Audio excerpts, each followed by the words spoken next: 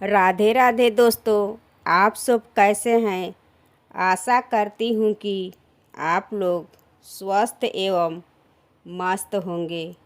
आज की कथा है कि आखिर क्यों आना पड़ा देवों के देव महादेव माँ काली के पैरों के नीचे।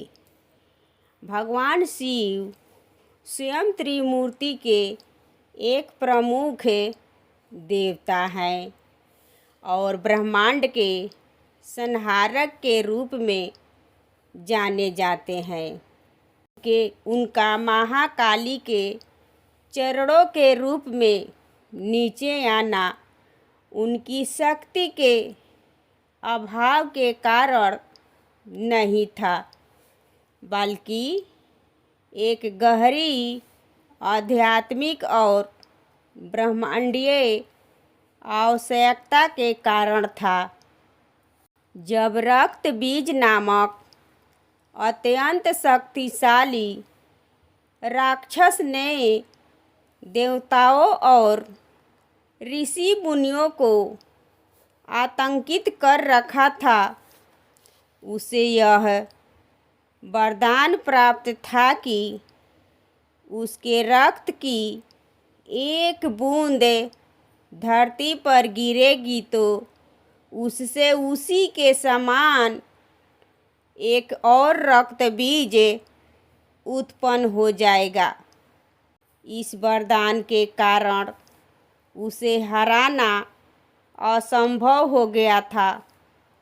जब रक्त बीज का संहार करना कठिन हो गया, तब देवी दुर्गा ने अपने क्रोध और तेज से महाकाली को प्रकट किया।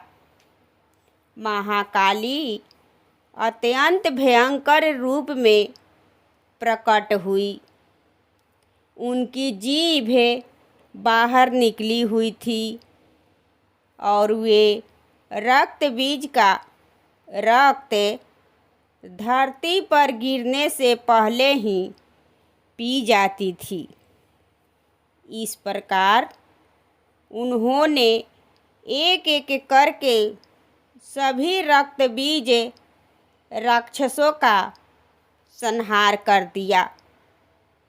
राक्षसों का वध करते करते महाकाली का क्रोध इतना विकराल हो गया कि वे अपना होश को खो बैठी और वे प्रचंड रूप में तांडव करने लगी और सृष्टि में सब कुछ नष्ट भ्रष्ट करने लगी और वे प्रचंड रूप में तांडव करने लगी। उनका क्रोध को देखकर सभी देवतागण भी भयभीत हो गए और उन्हें लगा कि यदि वह क्रोध शांत न हुआ तो पूरी सृष्टि का विनाश हो जाएगा। सभी देवताओं ने मिलकर भगवान शिव से प्रार्थना किए कि वे महाकाली के क्रोध को शांत करें। भगवान शिव ने महाकाली को शांत करने के लिए कई प्रयास किए, लेकिन वे सभी विफल रहे। जब कोई और उपाय नहीं बचा तो भगवान शिव ने एक अनूठा और गहरा कदम उठाया और वे महाकाली के नृत्य पथ में लेट गए।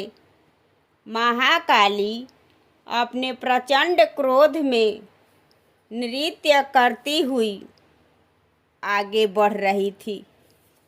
जब उनका पैर अनजाने में भगवान शिव के सीने पर पड़ा तो वे चौंक गई और उन्हें तुरंत ही अपनी गलती का एहसास हुआ कि मैं अपने ही पति के पैर पर रख दी हूँ। इस आभास के साथ ही उनका क्रोध शांत हो गया। भगवान शिव को पुरुष चेतना और महाकाली को प्रकृति या शक्ति का प्रतीक माना जाता है। जब शक्ति अनियंत्रित हो जाती है और विनाश पर उतारू हो जाती है तो पुरुष उसे नियंत्रित करता है और ब्रह्मांडीय संतुलन को फिर से स्थापित करता है। महाकाली का क्रोध और विनाशकारी स्वरूप अहंकार का प्रतीक हो सकता है। जब काली को अपनी गलती का एहसास हुआ तो उनका क्रोध शांत हो गया। महाकाली ने बुराई का संहार किया, लेकिन शिव ने उस संहार से उत्पन्न अत्यधिक ऊर्जा को शांत कर सृष्टि को बचाया। जब रक्त बीज का संहार करना कठिन हो गया, तब देवी दुर्गा ने अपने क्रोध और तेज से महाकाली को प्रकट किया। महाकाली अत्यंत भयंकर रूप में प्रकट हुई। उनकी जीभ बाहर निकली हुई थी और वे रक्त बीज का रक्त धरती पर गिरने से पहले ही पी जाती थी, ताकि धरती पर कोई बूंद न गिरे। इस प्रकार उन्होंने एक एक करके सभी रक्त बीज राक्षसों का संहार कर दिया।